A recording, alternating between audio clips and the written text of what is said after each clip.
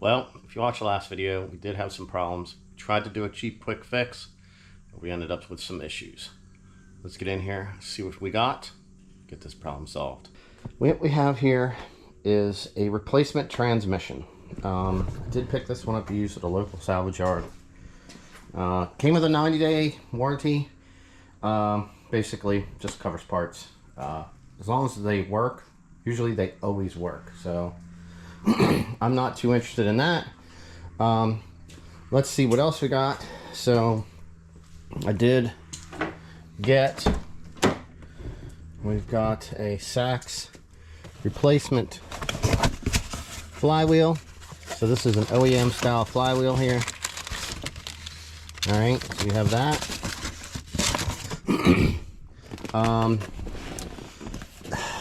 I looked around for clutch kits, all right around $300 for these. So this one comes with flywheel, slave cylinder, and disc. And actually they give you an alignment tool. I tried reusing the original stock clutch, and I reused the Clutch Masters flywheel, and we didn't get that many miles on it, and we ended up with a bunch of oil all over our transmission, and we ended up with a really big opening here in the top of the transmission. And while I was down here working on this to take it apart, we have a hole here and a hole here. I do have most of everything here pulled. The axles are ready to come out. I'm going to drain the trans and get that taken care of.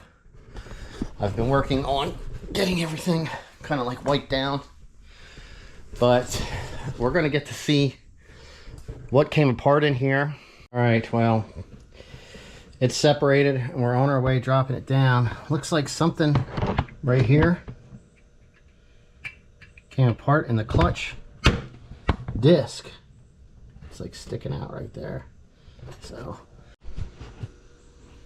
all right. So we got the transmission off. You can see what we're seeing here. Let's see if we can see any better down here. All right. So there's the hole on the top. There's the hole in the front. And there's actually a hole back there. That's where it ate into the interior of the trans and was pulling the fluid to fling it around. And then we have down here in the front, right there. So definitely trash the trans.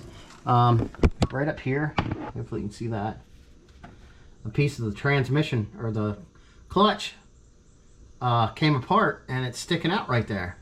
So it was cutting itself through the bell housing. Looks like there's a piece on this side too. So I'm gonna grab the Allen head. I'm gonna pull this freaking pressure plate off. I really want to see what that looks like. All right, you're seeing it as I am.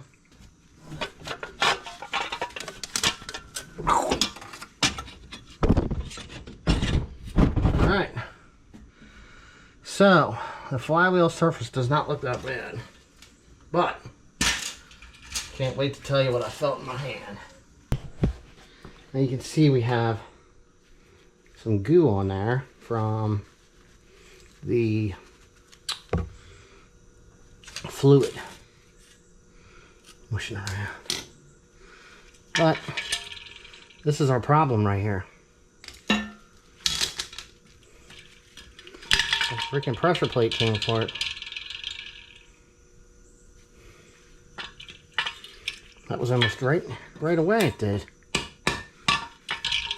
So I said there wasn't not many miles. I mean, it was a used one, so, and it was the one that came out of the car, but there was no problems with it. That's pretty wild. See, look, you can still see the hatch marks, machining marks in this.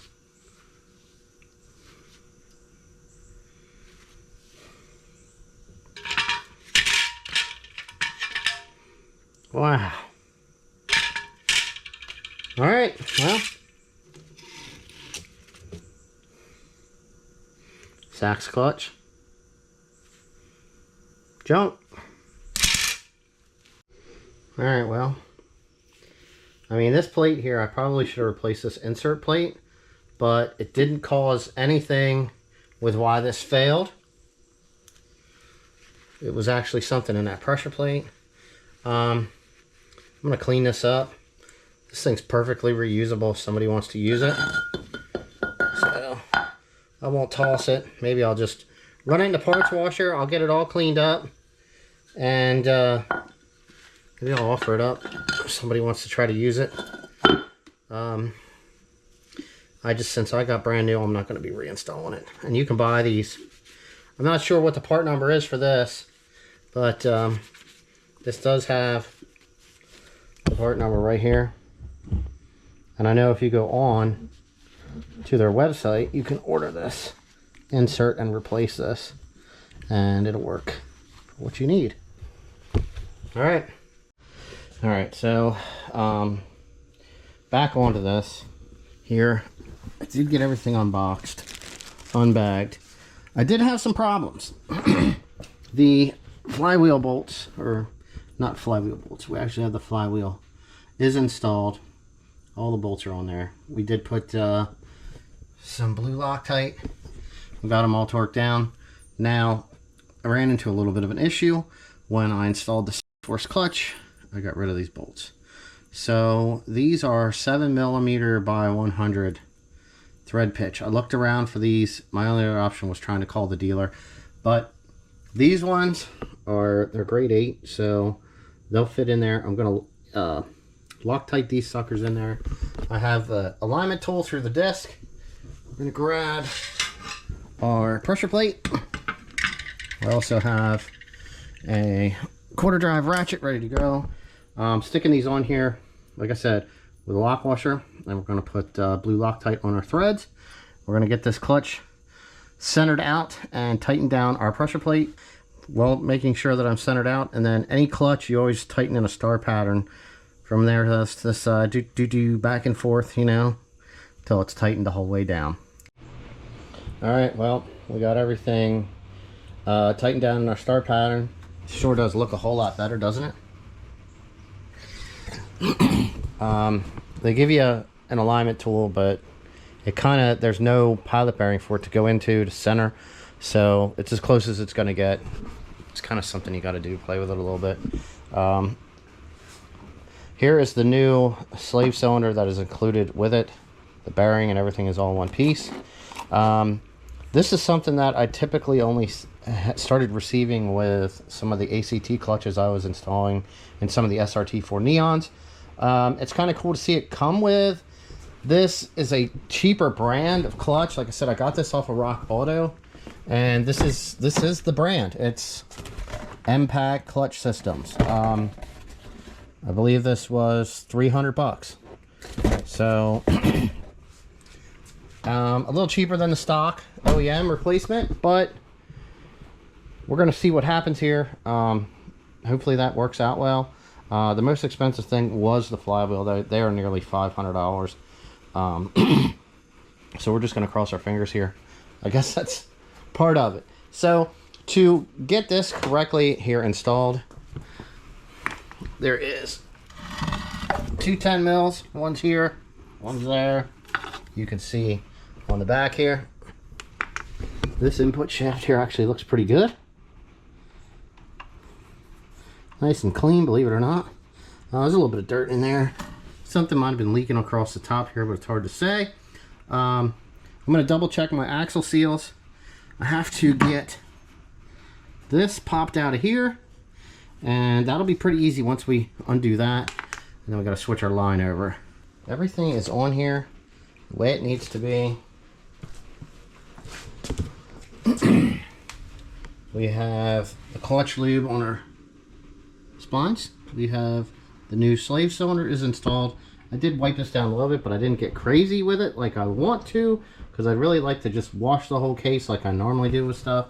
But I don't want to remove any of these numbers because they're right there for the place in case there's any issues. Like I said, this has a 90-day warranty. If it goes in and it works, it works. Usually that's how that stuff works. So obviously they test it and they know it's working. I cleaned up my bearings, or my My wheel seals on both sides, I put fresh grease on them. This really went on pretty tight. I guess that's because of the aftermarket throwout bearing assembly here. So with that being said, this thing right here, other than this ground wire needing to come off, which I'll pop that inside, we're sliding this under the car, and it is going to be, well, here comes the fun part. Getting it up, lined up into the clutch disc and into the block. All right, the most agitating part of the entire process is now finished. The transmission is, I still got a couple bolts yet I got to tighten up and work my way around, but we have all the bolts. Well, training's in. It's the best way to say it. The mount's in. A lot of the bolts are together here on the transmission housing, so we got to work our way around, like this one here. Make sure it's tight. Fish our wrench back out of down there that we just dropped.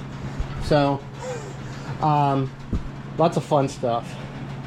So I'm gonna get everything. I'm gonna get the chain off, and then I'm gonna work on getting the rest of the bolts in. I'll show you what that stuff looks like underneath, and then we're gonna work on getting. We'll probably work on getting this axle in over here on this side. That just slides in pretty easy. Get it into the trans. Get our 3 bolts seated, and then we can get. We'll get that down to. We'll put it in to the knuckle. I'll do the same on this side. Like I said, it's not that much more to do. It is, but it isn't. All right, so we played with this till about I don't know, maybe 8:30 last night.